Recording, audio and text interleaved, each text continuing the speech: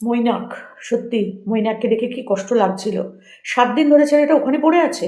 কারোর চোখে পড়ল না। কোনো সোশ্যাল মিডিয়াতে তো ৭ দিন আগেও আমরা জানতেই পারিনি। সম্ভবও ছিল না। কিন্তু কেউ কি কারোর পক্ষে কি কারোর চোখে কি পড়েনি? আজকে ওই ভদ্রমহিলার চোখে পড়েছে। উনি মনে হয় কোনো এনজিওর কোনো আ ইয়ে হবে। আমি সঠিক বলতে পারছি না এই মুহূর্তে, মনে থাকে না। তো ওই ভদ্রমহিলার চোখে যদি না পড়তো তাহলে ও হয়তো ওখানেই বসে থাকতো আরো বেশ কিছুদিন। প্রশাসনের চোখটাও কি ওর দিকে পড়ছিল না? ওখান দিয়ে কি কোনোদিন ওই ৭ দিনের মধ্যে কোনো পুলিশের গাড়ি যায়নি?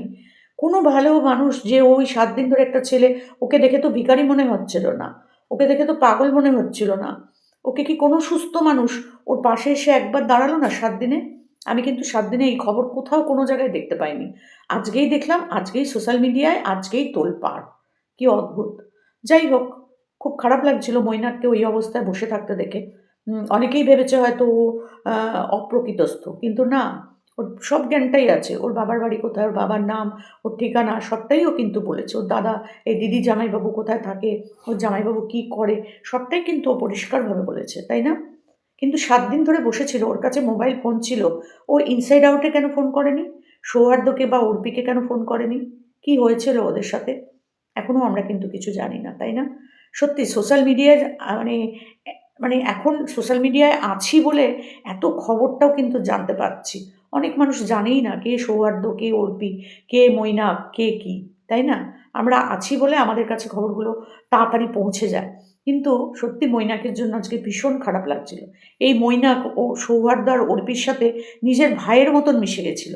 সব জায়গায় দেখতাম মৈনাককে, তাই না? তো সেখান থেকে দাঁড়িয়ে আজকে মৈনাকের এই পরিস্থিতিটা প্রচণ্ড খারাপ লাগলো। প্রচণ্ড, প্রচণ্ড। তো আ তার পরে খানিকক্ষণ পরেই দেখলাম একটা আমাদের সৌহার্দ্যর আপডেট। সৌহার্দ্য একটা ভিডিও দিয়েছে যেখানে সে ১ম এই দেখাচ্ছে সে রিং করছে। মৈনাককে সে রিং করছে। মৈনাক ৭ দিন ধরে অসুস্থ, সেটা সে জানে না। তো ৭ দিন যে তাদের সাথে দেখা করেনি, ইনসাইড আউট এর কি একবার মনে হয়নি যে কেন আমাদের সাথে দেখা করতে এলো না? হুম, ওদের সাথে ওর মৈনাকের কোনো লেনদেন ছিল না টাকা-পয়সার। মৈনাকও একজন ওদের ভিউয়ার্স। তো সেই ভিউয়ার্স নিজের থেকেই তাদের সাথে দেখা করে এবং যোগাযোগ করে প্রতিদিন ওদের কাছে এসে বসে থাকত। কোনো লাভ ছিল না।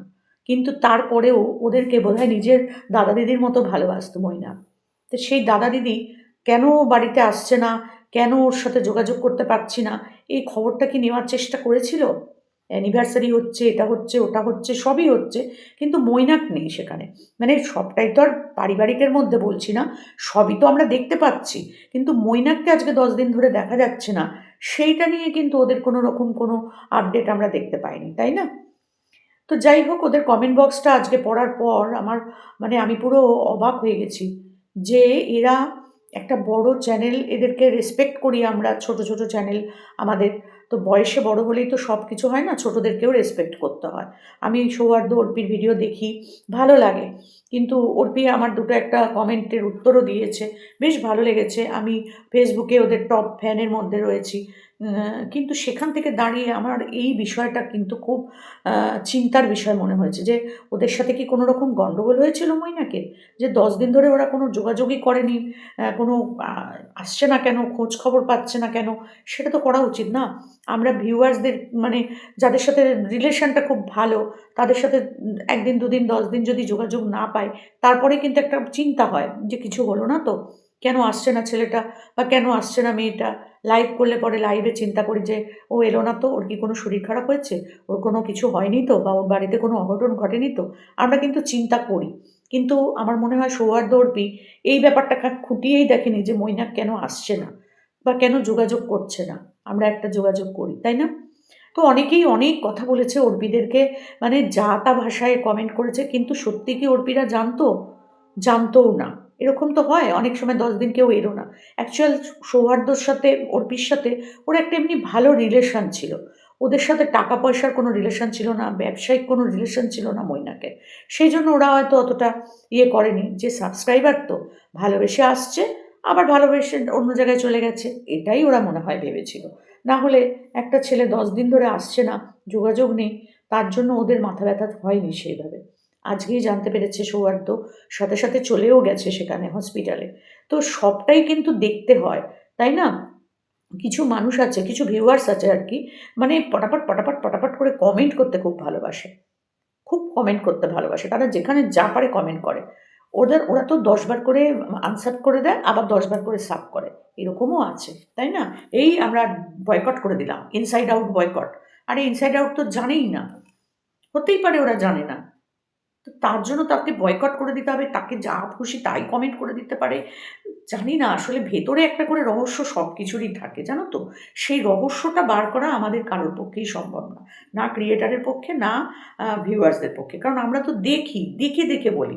ওই ১০ মিনিট, ১৫ মিনিটের, ২০ মিনিটের ভিডিও দেখে ভেতরের কিচ্ছু জানা যায় না। কিচ্ছু না।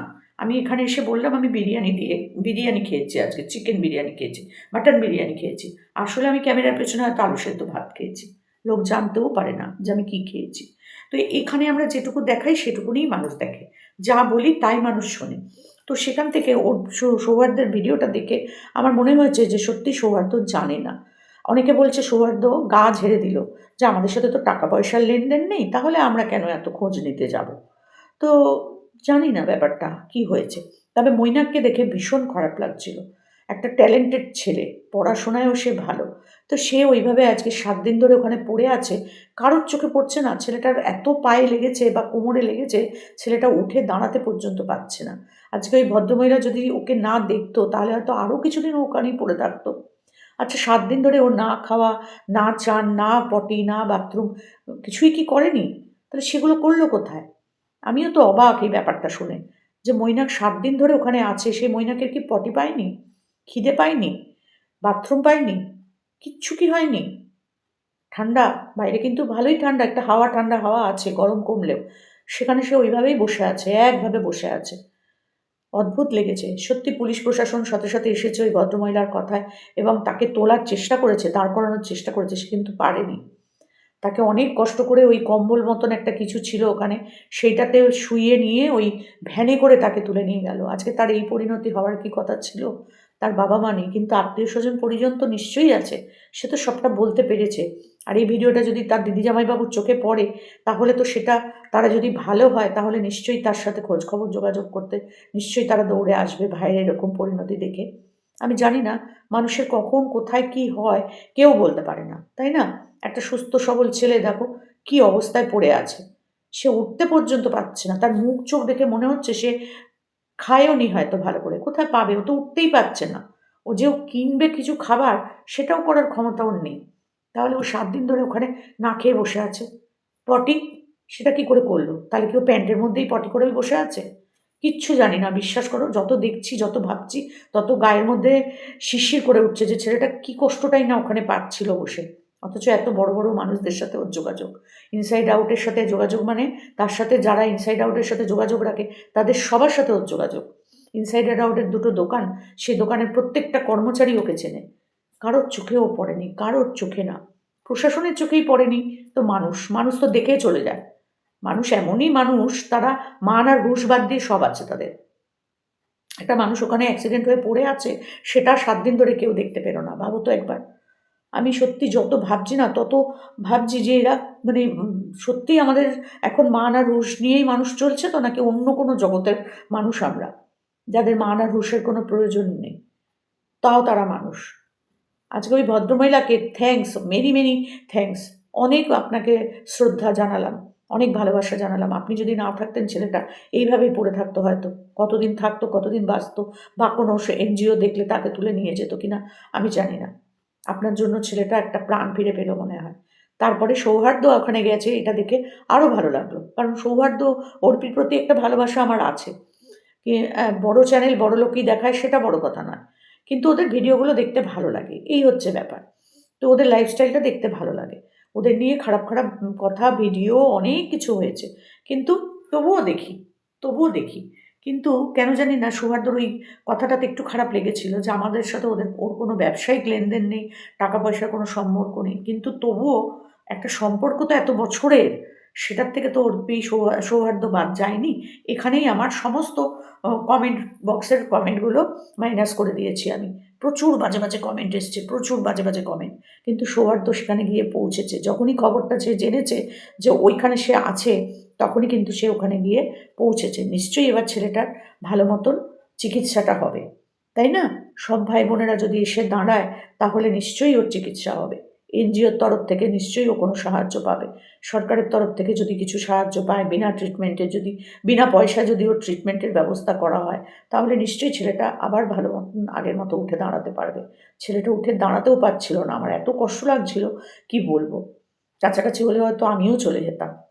যেহেতু আমিও একটা এনজিওর সাথে জড়িত, সেহেতু আমারও এই ধরনের কাজগুলো করতে ভালো লাগে, আমিও হয়তো ছুটে চলে যেতাম। সত্যি এইসব দেখে না মনগুলো খারাপ হয়ে যাচ্ছে। চারিদিকে ব্লগারদের নিয়ে যা শুনছি, দেখছি, মানে ইউটিউবের প্রতি মানে বীতশ্রদ্ধ হয়ে যাচ্ছি আস্তে, আস্তে। সত্যি। আমরা তো ভিউয়ার্সও না, আমরা ক্রিয়েটরের সাথে, সাথে আমরা ভিউয়ার্স। আমরা প্রচুর মানুষের ভিডিও দেখি।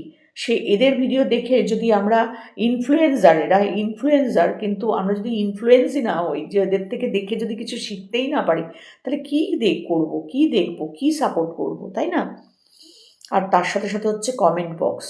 উফ! মানুষের মানসিকতা ওই কমেন্ট বক্স গেলে বোঝা যায় যে একেকটা মানুষের কী ধরনের মেন্টালিটি। দেখি আর অবাক হয়ে যাই। তো চলো, আমি আমার কথাটা বললাম, ছেলেটা ভালো হয়ে যাক, সুস্থ হয়ে আবার ফিরে আসুক, আবার অর্পি, সৌহার্দ্য, তার ফুল টিম আবার মৈনাককে একটু বাঁচিয়ে তুলুক। ওদের কাছেই যেন, ওদের থেকেই যেন ও ভালো সাহায্য পায়, যেহেতু ওরা একটা সাবস্ক্রাইবার হয়ে ওদের সাথে এইরকমভাবে থেকেছে, যেটা অন্য সাবস্ক্রাইবাররা থাকে না। ও কিন্তু ওদের পুরো পরিবারের মানুষ হয়ে গেছিল। সব কিছুতে মৈনাককে দেখা যেত, তাই না? অর্পি মাঝখানে কোথায় গেছিল, সেখানেও কিন্তু মৈনাক ছিল।